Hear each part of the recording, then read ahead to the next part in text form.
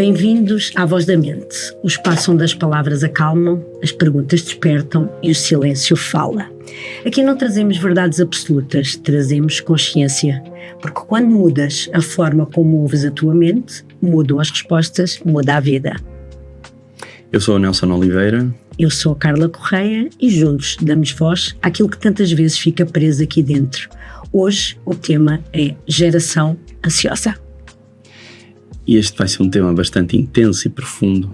Na realidade vivemos numa cultura de recompensa, o desempenho, e ignoramos a nossa dor emocional. Procuramos sempre ser recompensados por algo, valorizados por algo e somos avaliados nos nossos desempenhos. E a dor emocional vai ficando para segundo plano. É natural que sejamos uma geração ansiosa quando guardamos essa situação. E esta frase não é minha, ou este trecho não é meu, isto é de Gabor Maté, que é um médico e autor, do qual eu sou fã. Tem imensos podcasts e descritos sobre o trauma e saúde mental. Nelson, porquê é que a ansiedade é considerada a doença da geração? Nós nunca tivemos tanta informação e tão pouca paz interior. Na realidade, nós temos uma biblioteca imensa de livros que são produzidos quase que em massa anualmente, já para não dizer que todos os meses temos livros de desenvolvimento pessoal a serem lançados. Tanta informação disponível, tantas práticas, tantos hábitos e rotinas, tanto faça isto, não sei o quê, faça não sei o quê, faça esta receita, faça, e não temos nenhuma paz interior. Ou seja, cada vez mais vivemos num ritmo acelerado à procura da receita eficaz para mim, mas não há permanência, resistência, foco, determinação e tampouco o hábito ou rotina de a manter. Vivemos uma sobrecarga de estímulos, de exigência, ritmo acelerado. Todos têm algo a dizer sobre a nossa forma de ser, todos têm algo a exigir sobre a nossa forma de estar. A ansiedade já é mais um sintoma coletivo de um sistema que desregula a nossa mente, que altera o nosso estado interior, a fisiologia permanente. A Organização Mundial de Saúde tem imensos descritos bastante intensos que chamam a nossa atenção em que a ansiedade cada vez se torna mais um transtorno presente e permanente neste nosso século. Quase que dá a sensação que ela é mais do que a nossa pandemia gripal, temos uma pandemia de ansiedade. Desde cedo, crianças, jovens, já para nem falar dos adultos, não é? São pressionados a terem sucesso, produtividade e com uma validação externa sem igual. Crianças dos 3 aos 6 anos quase que já parece que estão ali numa competição de ter que ter qualidade quantificada para uma certa regulação. Eu ainda sou do tempo que poucos eram os exames e hoje em dia vemos crianças que ao 9º ano já fazem exames nacionais de uma validação exterior. Não sou contra esse tipo de educação. Questiona-me onde é que nós vamos chegar com tanta validação, com tanta exigência dessa situação. É como se vivêssemos com um pé no acelerador e um travão bastante profundamente carregado num emocional que esteja avariado. Este travão já não está a funcionar há muito tempo e esse emocional avariado não tem forma de travar. Será que esta pressão associada ao sucesso pode criar uma expectativa elevada e ao mesmo tempo aumentar a ansiedade? A pressão ao sucesso estimula alguns dos estados emocionais como a rejeição, sentir-me rejeitado pelos outros por não ser validado. Então a emoção da vergonha em relação à situação que os outros me possam expor, ou a culpa que os outros me possam expor. E temos ainda a outra pressão, que é a culpa. Se eu não estou a atingir um objetivo, onde é que eu errei? O que é que eu não fiz? Então a expectativa é de que o que é que o outro tem a dizer sobre mim? Quando o ter vale mais do que o ser, o vazio vai se instalar dentro de nós, mesmo depois de atingirmos as metas dos objetivos mensais ou até anuais que nós possamos desejar atingir. A cultura do sucesso imediato faz com que errar seja visto como falhar como pessoa. Se eu não tenho estes sucessos imediatos, então eu sou um erro de pessoa, eu sou incapaz, eu sou inferior aos outros. Os jovens crescem a ouvir: tens que ser o melhor, em vez de tens valor mesmo em construção, estás a construir-te. Ou dá o teu melhor. Ou dá o teu melhor. O meu melhor não tem que ser igual a teu. Exatamente. Agora, eu também sou apologista de que a competição saudável deve de existir. Claro. Não pode existir corrida sem meta, nem sequer de validação de comparação ao outro, porque na realidade ainda hoje estaríamos a viver à luz das velas, ou se calhar sem velas ou sem fogo. Na realidade, quando construímos o fogo, ou descobrimos o fogo, sem entrar nesse tipo de antropologia, mas sim consideramos que a iluminação das nossas casas tem vindo a evoluir. Os próprios gadgets tecnológicos que nós temos têm vindo a evoluir, então a competição faz com que nós tenhamos hoje qualidade e habilidades em casa, qualidades tecnológicas em casa que antes não tínhamos. É uma competição saudável. Não vejo uma empresa a comparar-se com a outra de forma desenfreada de insucesso, mas sim, se o outro fez 10, eu vou conseguir fazer 11, numa construção global da melhoria de todos. É para ser como um motor de inspiração, não é? Exatamente, um motor de inspiração que nos faça construir, e não no medo de não corresponder que gera esta paralisia, esta comparação tóxica, este perfeccionismo ansioso que bloqueia mais, que limita mais do que nos permite crescer e evoluir. A pressão pelo sucesso pode transformar talentos em traumas, dons, qualidades em inexistência, projetos guardados numa gaveta com medo de serem aprovados pelo exterior. E todos perdemos com isso. Será que as nossas escolas e as nossas organizações não carecem aqui de alguma necessidade urgente de implementar alguma inteligência emocional, dotar as pessoas que têm responsabilidade sobre outros, de serem mais inteligentes emocionalmente para alcançarem isto tudo que estamos a falar aqui, que é tão urgente por em cima da mesa? O senhor mestre da inteligência emocional começou por lançar uma tese sobre essa temática e foi quase que gozado em tudo o que era comunidade científica, até que começou a ser levado a sério. E a partir desse momento a inteligência emocional tornou-se banalizado falar, quase que parece que é um coeficiente emocional que toda a gente tem que saber de inteligência emocional. Eu sou anti-teoria, sou mais a favor da prática, em tudo o que é canto e possa existir a inteligência emocional, ela existe. Ela tem que ser implementada de um ponto de vista prático, de inspirar e permitir a pessoa se expor naquilo que sente vivamente, fisicamente e emocionalmente. As escolas é um processo de educação em que é imperativo que isso seja colocado, mas a maior escola é onde essa criança nasceu, em que o pai e a mãe também deviam estar formados nessa área, ou pelo menos sensibilizados para o ter. Ainda bem que temos uma classe de terapeutas bastante profundos e inspiradores a nível nacional, e devo dizer que nós a nível nacional temos cada vez mais uma comunidade terapêutica bastante profunda e evoluída e sensibilizada nestes sentidos, para termos terapia coadjuvante de uma farmacologia que possa ajudar este tipo de evolução. Sinto que se nós pais tivermos dificuldade em lidar com as emoções dos filhos, não devemos responsabilizar a escola de o fazer, e sim devemos tomar a iniciativa de o conseguirmos estudar e aprender. Eu acho que devemos deixar aqui, que era importante deixarmos aqui um alerta a quem nos ouve e vê e que são pais, para nós não nos demitirmos dessa nossa obrigação e responsabilidade. Mais do que uma obrigação, acho que é uma responsabilidade, e não nos devemos demitir dessa responsabilidade. Sim. E devemos parar um bocadinho para olhar para eles e, antes de julgar, perceber se não é o nosso reflexo que ali está e assumir a nossa cota de responsabilidade. Utilizaste uma palavra muito interessante, que é o reflexo. No ramo da neurociência falamos em neurónio espelho. Espelhamos nos outros as emoções que temos dentro de nós. Os nossos filhos, por terem menos filtros subconscientes de expor ou dizer o que sentem, são os nossos maiores espelhos.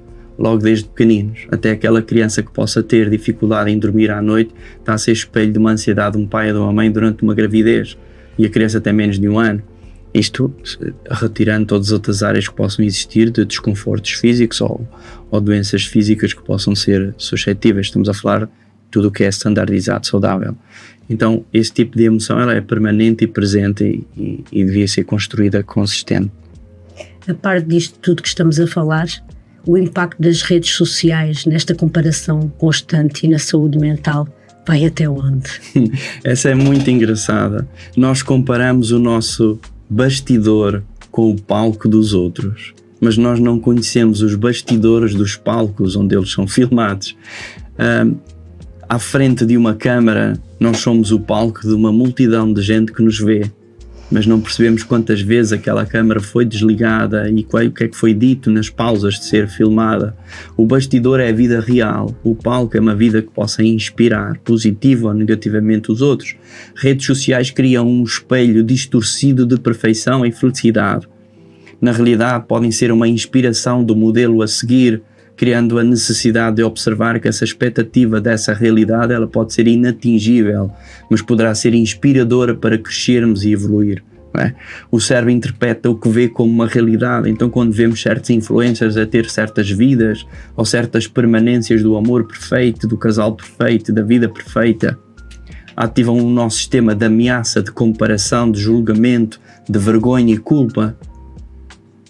O homem daquela influencer é absolutamente inspirador e tu nem sequer uma planta me deste.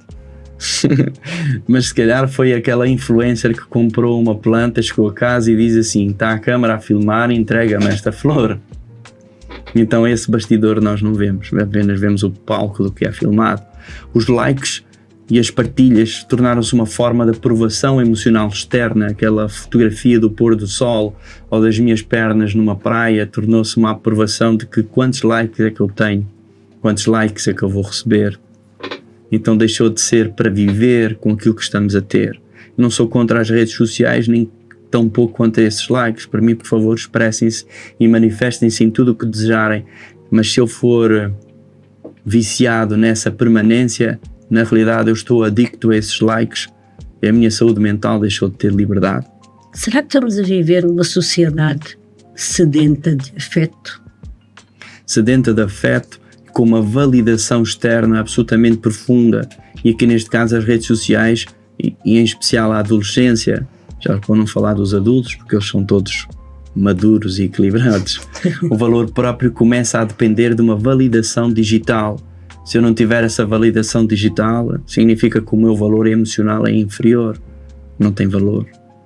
Como é que nós podemos promover uma cultura de autocuidado e saúde emocional nestas novas gerações?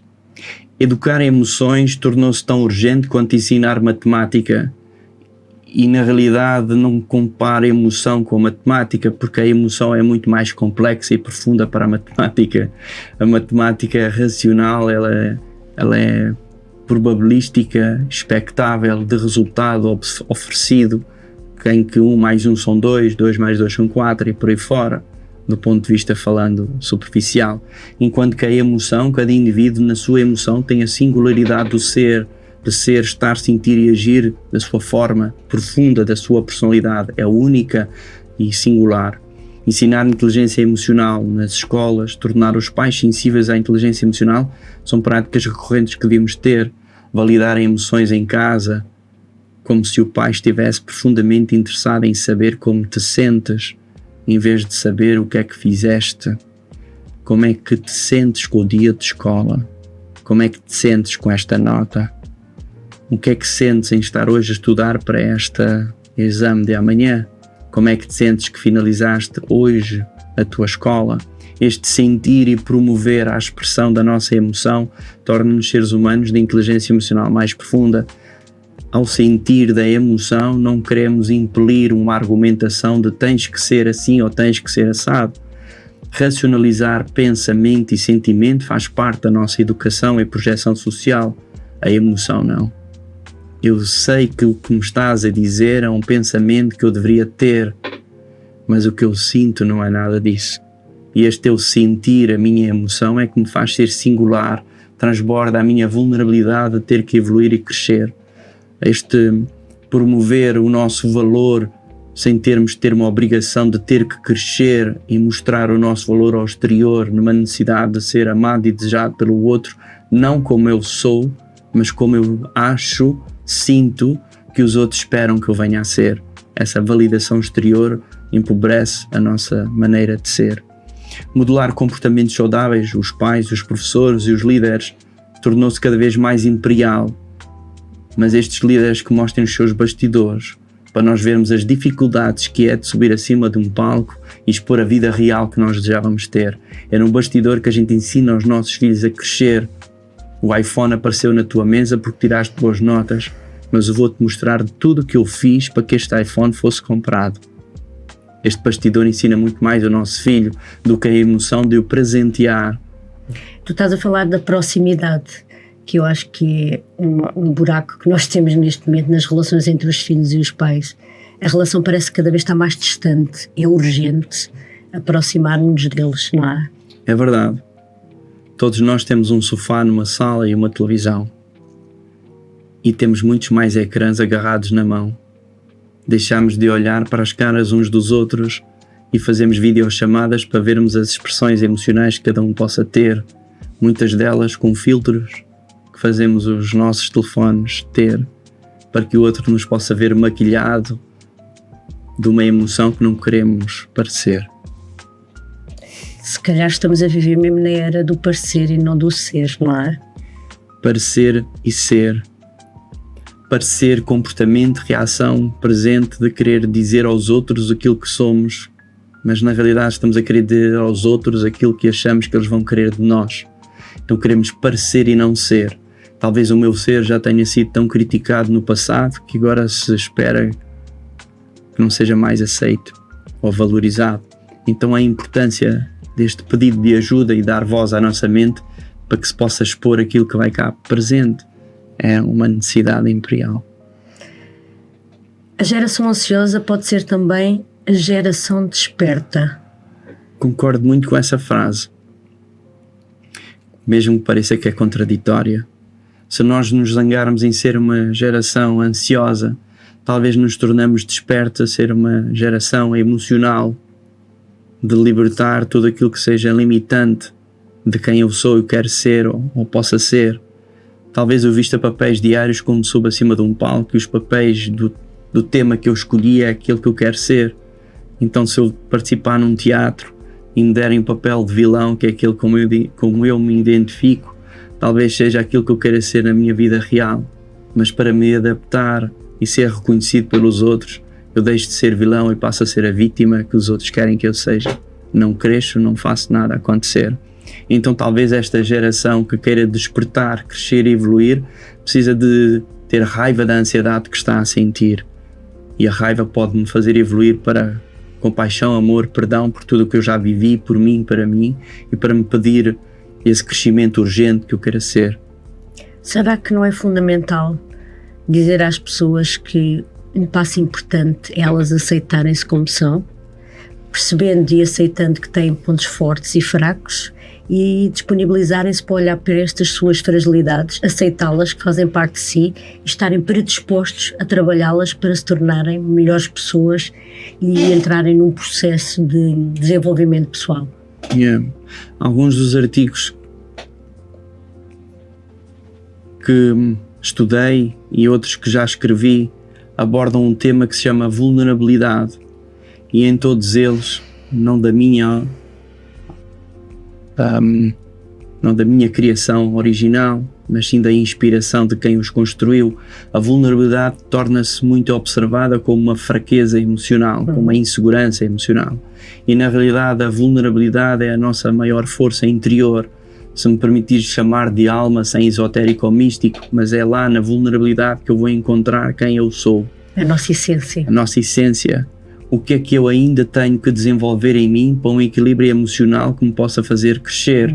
Então toda a insegurança de me fazer sentir validado pelos outros, se eu olhar para a vulnerabilidade para me fazer crescer, eu posso utilizar essa vulnerabilidade nas dificuldades que eu estou a ter, inspirar-me nelas e fazer-me crescer. Tornar as nossas fraquezas em forças. Essa é uma grande assertividade interior, de uma ressignificação das emoções que me davam dor e torná-las em forças interiores. Todos nós dizemos, se tens limões, faz limonada, se aparece pedras, faz um castelo. Essa é uma assertividade interior de uma ressignificação que temos que fazer. E quando olhamos para aquele castelo, verificamos todas as nossas vulnerabilidades que fizeram esse castelo ser construído, mais forte e evoluído. É essa a base. Ok. Este foi mais um programa à voz da mente. A mente fala, a vida responde. Que saibas escutá-la antes que ela te grite. Obrigado por estares desse lado. Eu sou o Nelson Oliveira. Eu sou a Carla Correia e esta foi A Voz da Mente.